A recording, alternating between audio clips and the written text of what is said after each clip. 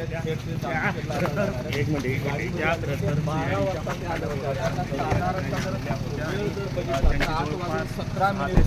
म्हणजे जवळपास 12 ते पोलीस स्टेशनमध्ये त्या होत्या आणि 7 थ्रू करा. मी सगळ्यांनाच बोलते. राष्ट्रवादीची पदाधिकारी असल्या कारणाने आपल्याला सगळ्यांना माहिती की काल परवा पण इथल्या जिल्हाध्यक्षांची चौकशी करण्यात आलेली आहे.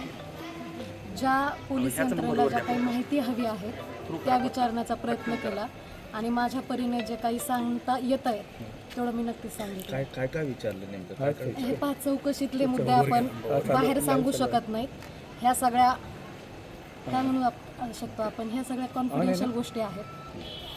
पण मागच्या 7 तासापासून तुमची चौकशी होते. 7 तास नेमकं काय विचारलं? नाही 7 तासापासून असं नाही, माझ्या अगोदर पण बऱ्याच लोकांची चौकशी करण्यात आलेली आहे. मी काय एकटीच नाही. आज माझ्या माहितीप्रमाणे 8-10 लोकांना नोटीस दिलेली होती. त्याच्यामुळे मला जे काही विचारलेलं आहे हेच की पक्षांतर्गत आम्ही एकत्र काम करत असताना ज्या काही माहिती पोलीस यंत्रणेला पाहिजे असतात त्या आम्ही सांगण्याचा प्रयत्न केला. केवळ आपले पॉलिटिकल संबंध असल्यामुळे तुमच्याशी विचारणा झाली की काही फोनवर कॉन्टॅक्ट झाला होता किंवा कॉल रेकॉर्ड्समध्ये आपलं नाव आहे रेसिडरमध्ये, या सगळ्यांसोबत आपल्याला बोलवलं होतं? नाही, आता पक्षात काम करत असताना संपर्क असतो, बोलणं होत असतं, अनेक वेळा भेटीही होत असतात.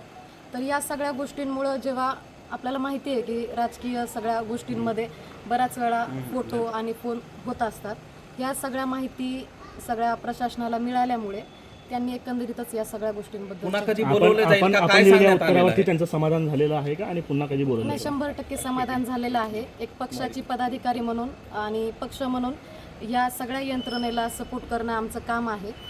आता तरी मला काही कल्पना दिलेली नाहीये, पण जर मला यदा कदाचित पुन्हा बोलवलं तर नक्कीच मी येईल. आपण या सगळ्या चौकशीत आपल्या नाही नर्वस नाही.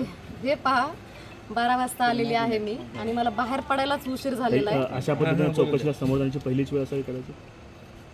हा पहिलीच वेळ आहे, कारण पहिल्यांदाच असं काहीतरी घडलेलं आहे.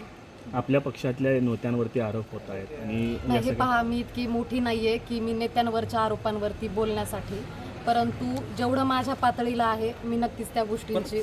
तुम्हाला कशामुळे बोलवण्यात आलेलं होतं? काय मध्ये हे झालं? मी तेच सुरुवातीला सांगितलं की पक्षाची पदाधिकारी आहे, जे संबंधित व्यक्ती आहेत ते देखील सगळे पक्षाचेच आहेत. त्याच्यामुळे कुठेतरी माहिती मिळवण्यासाठी की माझ्याकडे काही एकंदरीत माहिती असेल, आणि काल परवा जिल्हाध्यक्षांना बोलवलेलं होतं. माझ्या माहितीप्रमाणे अनेक पदाधिकाऱ्यांना आज बोलवलेलं आहे. बीड पोलीस स्टेशनला जरी 7-8 लोकांना बोलवलं असेल तरी मला असं वाटतं केस पोलीस स्टेशनलाही बऱ्याचशा लोकांना बोलवलं, म्हणजे एकंदरीतच 40 लोकांना बोलवलेले, 40 लोकांच्या चौकशा केलेल्या आहेत. कुठंतरी दबाव महसूस करतात, प्रेशर आहे?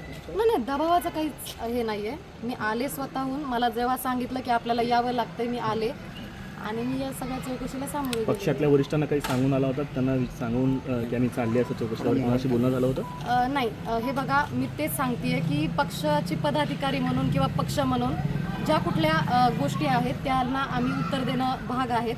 आणि मला माहिती आहे की नक्कीच पक्षाचे जे पण माझे वरिष्ठ, ज्येष्ठ वरिष्ठ आहेत त्यांना ह्या सगळ्या गोष्टी माहीत असणार आहेत. त्याच्यामुळे मला काय वाटतं, यंत्रणाला गरज वाटते का पुन्हा? मी आता जामखेडला. यंत्रणाला पुन्हा गरज पडली तर पुन्हा येण्याची सहकार्य तेच सांगितलं तुम्हाला की मला आता तरी काय कळवलेलं नाहीये, पण पुन्हा जर कळवलं तर नक्कीच मी येईल. थँक्यू. काही डाव असू शकतो या सगळ्या गोष्टीला काय बोलायचं? नाही, विरोधकांवर काहीच नाही सध्या बोलते. मी सांगितलं की मी ह्या प्रशासनाला जेवढं काही शक्य होईल त्यांनी सांगितलं तर माझं हजर राहणं काम आहे. विरोधकांचं इथं काही मला संबंध नाही. थँक्यू.